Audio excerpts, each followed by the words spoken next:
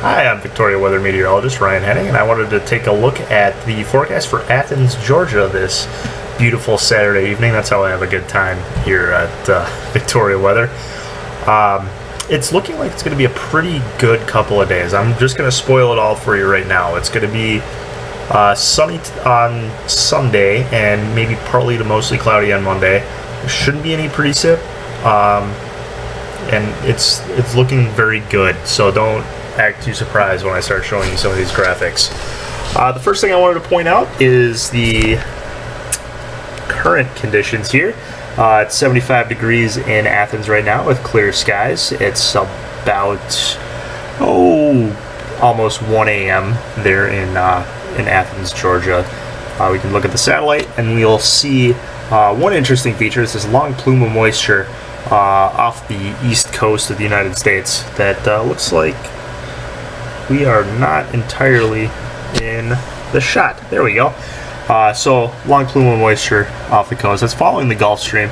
There's a disturbance here over the Gulf. Nothing to be concerned about. It's actually more associated with this broad area of low pressure over the eastern part of Canada around Hudson Bay. So we'll take a look at the model guidance here. We're looking ahead already. And you can see where we've got the area low pressure interpolated, as well as that plume of moisture that's already been I've already discussed with you. There's you can basically tell the shape. It's that classic comma shape when you look at it all the way through. So you can tell that this is all associated with that bigger system there in eastern Canada, and it looks pretty good. This is the NAM we're looking at. The GFS, you can see, isn't doing a whole lot else with it. There might be some concern if you're just looking at the NAM, for example, that there could be some showers and storms over the Smokies over the next couple of days, but I'm here to tell you that that is not going to be a problem for Athens, even if they do develop. And you can also see with the way this system is developing over James Bay there's going to be a developing feature over the Great Lakes, and that's essentially going to orphan that disturbance, which means there's not going to be too much development over land, just a continued resurgence here over the Gulf Stream. So, the southeast, it's usually pretty active this time of year, and if we look at the observations again, we can see the dew points across the area. It's 65 in Athens, but 68 just to the west, 72 to the southeast, and the 70s essentially everywhere just to their south. So the atmosphere is soupy enough. So if we look at the models, we could start to see why thunderstorms aren't developing.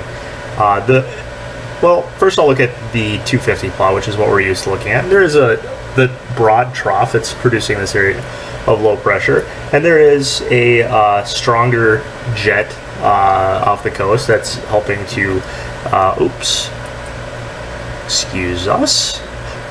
There's going to be another one that pops up, and it's going to make this video the very best. But this is what's helping to produce those showers and thunderstorms off the coast. What we really want to look at is what's called the steering flow, and you can usually find that at 500 millibars. And you can see its circulation all the way around this system. So we've still got the easterly flow. It's very light over North Georgia, which is great because it's not developing a whole lot of shear, but it's also helping to prevent the development or insurgence of any upper level moisture to the region. So that's helping to keep them stable. And we can look at the 700 millibars and see that all of the even mid-level moisture is generally to their south and southeast. So it's a lot of upper level dynamics, and you can actually see the 700 millibar trough is probably what's helping to encourage development over the eastern Gulf. But again, all the moisture is being fed into this plume and not back into Georgia. So what I've been driving at this whole time is Athens looks like they're going to be dry. But we can look at the Mediagram extractor from Iowa State and see what the temperatures are going to do. It's pretty consistent. It looks like the 0Z GFS, so actually the latest run of the model, is pretty different actually than the previous runs. They're spiking close to 100 on Tuesday. That's after our forecast period. We're more worried about Sunday and Monday, that is Monday afternoon. I'm sorry about that. But Tuesday it does have it near 105 in Athens. That seems a little hard to fathom just because dew points are in the 60s and 70s. So I would probably be inclined to throw out the GFS on temperatures, even if they are trending warmer. NAM's not showing that trend quite yet. So I think, and especially if you look at what the Weather Service is, the only reason we would take that into account is because they are also taking into account models like the Euro, the WRF, etc. So I think you can also see the trend of the Rapid Refresh model, which is a little cooler, and say that this weight line, which is the model consensus, is actually going to be fairly close to what we're going to look at for Athens tomorrow. It's going to be hot. It's going to be in the mid-90s, regardless of what model you want to take into account. But the important thing to really consider is that it's going to be dry. So if you want to try to cool off, you can do so by jumping in a pool.